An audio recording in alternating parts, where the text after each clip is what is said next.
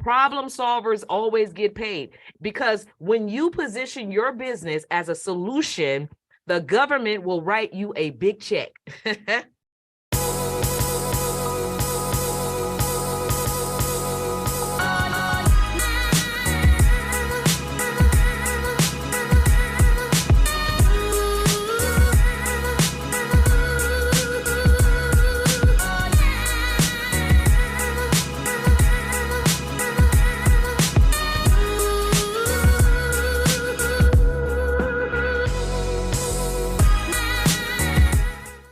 Problem solvers always get paid, because when you position your business as a solution, the government will write you a big check.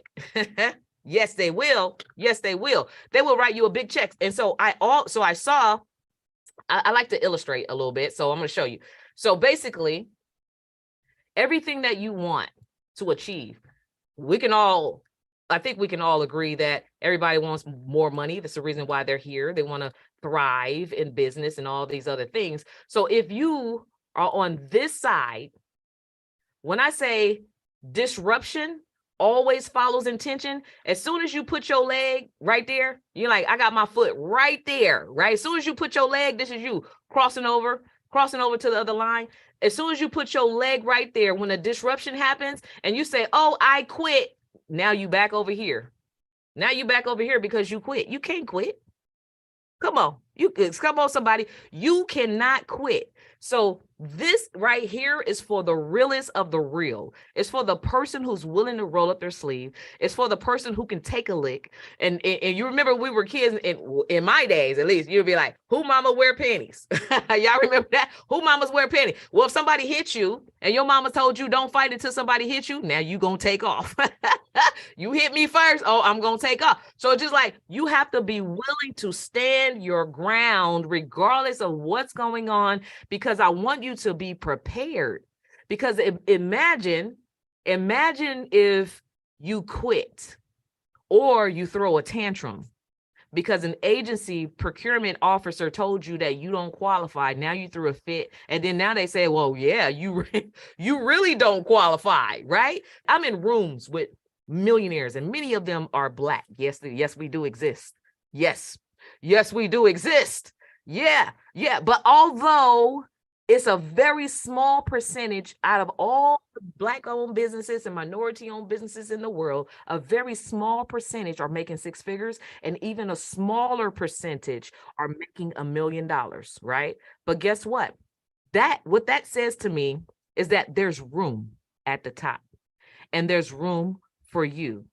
And in these rooms, not once have I seen anybody throw a hissy fit. Right? So we have to fix our character. We have to fix ourselves, and we have to carry ourselves with an air.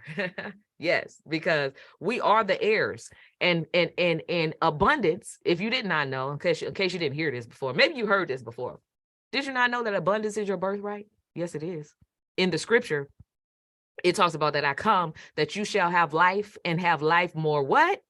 Abundantly, right? And abundance is not just money. It's abundance in health. If you're stressed out all the time, you're going to burn your health out.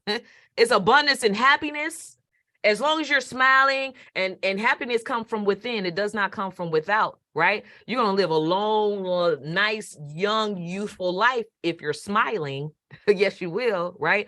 But it also, abundance come in the form of money, which is monetary, which opens up doors, which changes zip codes, which gives you options, which allows you to be able to create generational wealth, right? So this is a real serious thing. It's not something that you're like, oh, I want to become a millionaire, just I'm a millionaire, I'm just cute. No, it's not a cute thing. You have to be willing to go through some stuff. Yeah, and you will go through some things. Yeah. So a lot of times people just talk about the millions and the success, and that's all you see, right? That's all we see. Well, let's talk about some of the things, what it takes to get there. Some of the things that happens along the way. Because just because you make a decision does not mean that life is going to stop, because life will continue to happen. We will lose loved ones, and you got to keep on going. Things will happen. Stuff will begin to fall apart, and you got to keep on going. When I was trying to build this business, I was going through a divorce. I couldn't provide for my children, and I had to keep on going.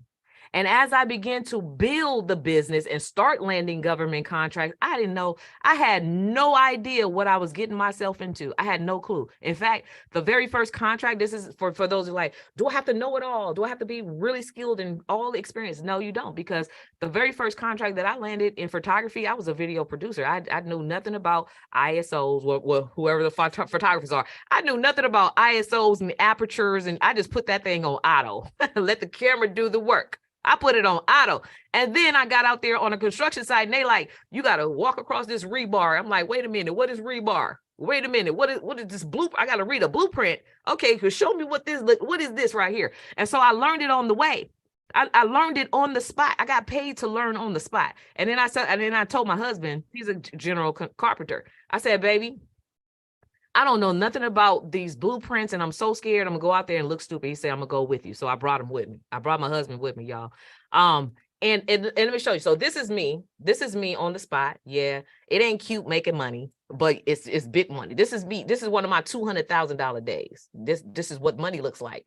And I like to have my hair done, my makeup done, all this stuff. But when I'm out there making money, I'm like, this is my money look. Yes, it is. It's me making money. We're in the middle of building an empire, making so much money we didn't know what to do. In fact, we had so much money coming in, like all the bills were paid, like all the bills. We had so much money coming in. It was like money was falling out our ears. It was like, what are we going to do with all this money? And then I was finding money. Like I started getting money from the bank in bundles of $10,000, like bundles of tens, because my dream when I was broke was to have $10,000 saved. That's what was my, so when I exceeded that, I just said, just keep giving it to me in $10,000 bundles. I would go to the bank and pull all my money out. And I was like, give me the money bag. I want to feel like, the money bag. If you get $10,000 from the bank, they're going to give you the money bag. I'm like, give me some money bags. So I had money bags, right?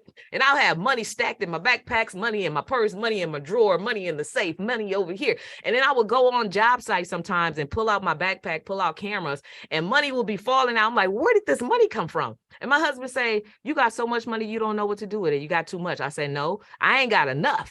And then I say, you know what? I'm going to stop keeping all this money stacked everywhere, because I don't know who's taking money. I don't know where the money go. I don't know where it's, I just know I got abundance, right? And so I got a safe deposit box. So I put it in there. But how many of you would like to have so much money you don't know what to do with it? So much money. That's a good problem to have. Somebody said me.